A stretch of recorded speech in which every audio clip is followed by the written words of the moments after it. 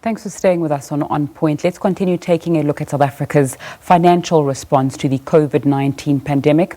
I'm joined on the line by accountant and analyst Khaya Sithole. Thanks so much for your time on SABC News. Can you just explain the 500 billion rand relief package and how it works, what it's made up of, and which parts are external loans, reprioritization, and the like? Good afternoon, and good afternoon to the viewers. I think the key thing to note about the 500 billion rand stimulus package is that it wasn't actually 500 billion rand that was cash available on the spot at any particular point in time, but rather the 500 is actually a sum of the different interventions that the government committed to making. And I think the key number probably there for me is what makes up the bulk of the 500 billion rand, which was the loan guarantee scheme. The loan guarantee scheme was supposed to be for 200 billion rand, but obviously that loan guarantee scheme itself is something that is contingent on so many other factors. And we now know that the 200 billion rand scheme actually hasn't even really kicked into gear. Only about 6 or 7% of that amount has been utilized. And the reality is that the loan guarantee scheme depends on people firstly having a need to borrow money and then being granted that credit by the banks. And until that happens, it's just going to take a very long time for us to approach anywhere close to the 200 billion. So that's an important number because it makes up 40% of this conversation. The rest of the numbers were then made up of actually government moving chairs around. So if the government had committed to building a facility this year, then they said, well, actually, maybe we can delay spending on that facility to the next year or 2 years from now. So then the amount that had been allocated to it could then be redirected towards healthcare responses. So there was a lot of the shuffling of chairs rather than new money coming in. The new money that really came in is the money that the government said they were going to borrow from international institutions. We know the African Development Bank and the IMF were the two institutions in mind that they had in mind when they said this.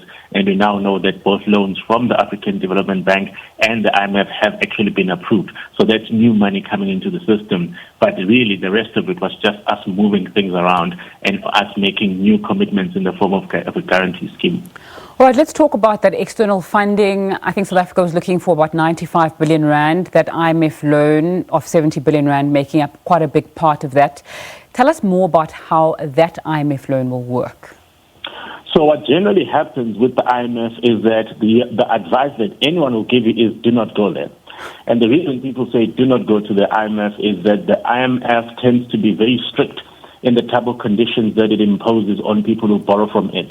And unfortunately, the consequence of those strict conditions are sometimes self-defeating or at least create adverse consequences for the countries that borrow. And clearly, the most simplest example is if you go to the IMF as a government and say, look, we need money because we are struggling to raise sufficient revenues to pay for all our costs. Well, they'll simply say, well, what are your costs? And if your costs are, for example, a huge or a relatively high civil service wage bill, then they'll simply say, well, cut down on that wage bill. Now, if a country is already struggling with high unemployment, then clearly that condition itself is not getting the country anywhere. It's going to accelerate unemployment with additional new consequences. So that's why people always say, do not go to the IMF.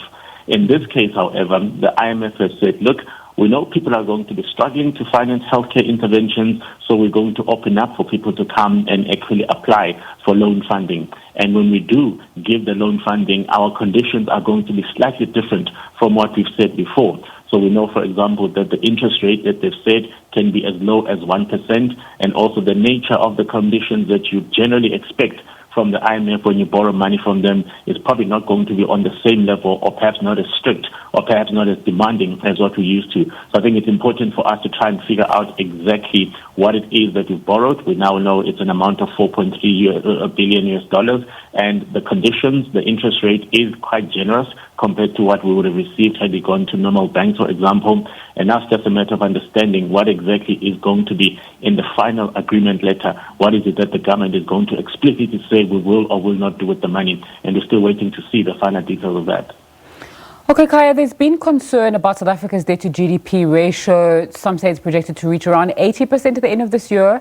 And the effects of taking on so many large loans and the ramifications of that, will this loan and the other ones hamstring South Africa and cripple us further down the line? Yes, definitely. Taking a loan when you already have a debt GDP problem can only make matters worse. So there's just no escaping the fact that whatever our debt to GDP ratio was yesterday morning, it became worse in the evening when we signed up for this loan. Now, obviously, usually when people do take on loans, it's always a question of not how much of the loan is, but rather what the loan is going to be used for. And the general guidance is that if you're going to take a loan and you're going to invest it in productive assets, then in the long run, you'll be better off. So if you're taking a loan in order to open up factories so they can employ people, so they become taxpayers, that's actually a good intention behind it. Unfortunately, if you take loans in order to pay for expenses that do not generate additional, revenue for the state, then it's a bit more problematic.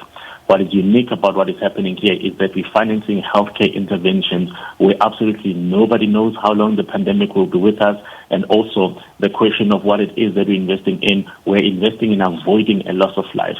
And unfortunately, you are never going to be able to articulate that or quantify it in the same way that people have been used to before. So I do think we need to be a bit, circumspect in how we evaluate this loan, because it's being brought here in order to ensure that we avoid the loss of human life. Mm-hmm. There's no numbers you can put to that. There's no quantification you can put to saving human lives. So there's been concerns around funds being stolen, political interference and a lack of transparency, and that's taken up quite a large part of the discourse around South Africa's financial and other response to COVID-19.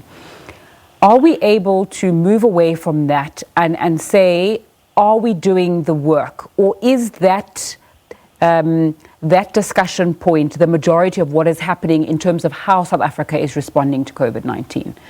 Look, I think at the end of the day, we must appreciate that when the government goes to borrow, it's not Tito Mboweni are going to borrow. It's Tito Mboweni saying, I'm here to borrow on behalf of South Africans because they will pay this amount back in one way or another. So South Africans are the ones that are actually, on the line here. And the South Africans want to know more about how the money that's been borrowed on their behalf is being spent. I think that we're within their rights to make these particular demands. Unfortunately, what tends to happen is that government actually does try to disclose how public finances are spent, but the nature of the disclosure is sometimes elusive to a lot of us. It's very dense information, and sometimes the way it's presented makes it very difficult for people to understand exactly what it is that has been spent and how it has been spent. So I think we perhaps need to work on just identifying places where these disclosures happen, and then asking perhaps whether people are able to understand what those disclosures mean and be able to then make sufficient judgments on the basis of what gets disclosed. And if it turns out that we feel that we're not getting enough information, then that's what we should interrogate. But there is some form of disclosure. It's just perhaps a question of where it is disclosed and how it is disclosed. Khaya Sithole, an accountant and analyst, joining me over the line there. Thanks so much for your time on SABC News this afternoon. It's time for a short break. When we come back, we'll get reaction from the SACP. Alex Mashilo is the national spokesperson, joining me in just a moment. Please stay with us.